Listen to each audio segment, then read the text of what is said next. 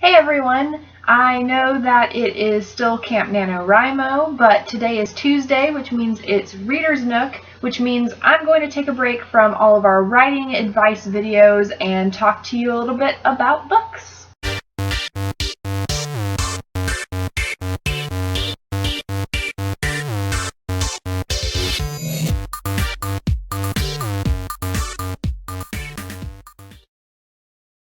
So sometimes when a book is really popular, I hurry out and buy it and read it. And sometimes I, for some reason, procrastinate for forever, or I refuse to read it because it's so popular and I want to be cool, I guess. I don't know why I do it. One book that I've been wanting to read for a few years now and just haven't gotten around to is The Raven Boys by Maggie Stiefvater. And I've noticed that this is one that when I bring it up, a lot of people are like, oh yeah, I've been meaning to read that, and I just haven't gotten to it. So today I'm going to share with you a few reasons that you should definitely read The Raven Cycle, because I finally read the first 3 books, 4th book comes out next year, and I'm completely obsessed, so I need everyone else to read it too.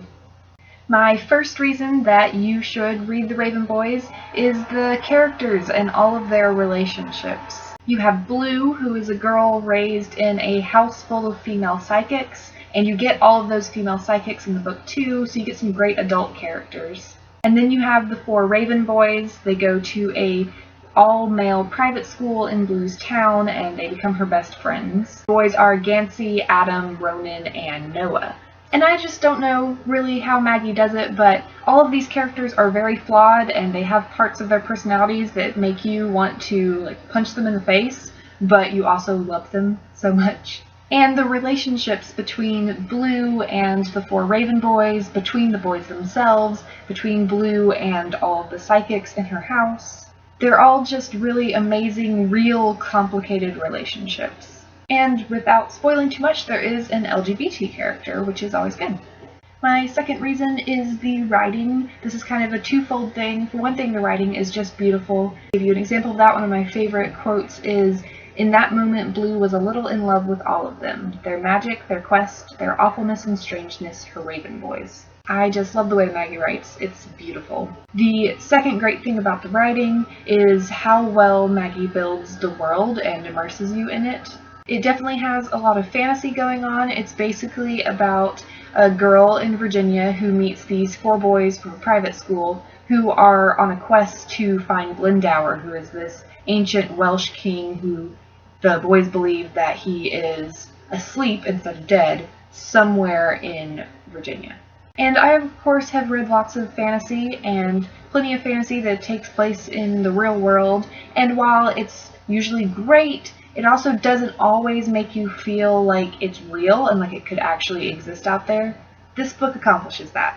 While I'm reading, I feel like I am traveling along with something that's actually happening in rural Virginia, and that's always really cool when an author can immerse you that much in the story and make it feel that real. The third reason I have that you should read The Raven Boys and the whole series is the romantic tension, because I love romantic tension and this series does a wonderful job of creating it. I mean, one of our main characters, Blue, cannot kiss her true love or else he will die, so basically she can't kiss anyone because she's scared that they will die.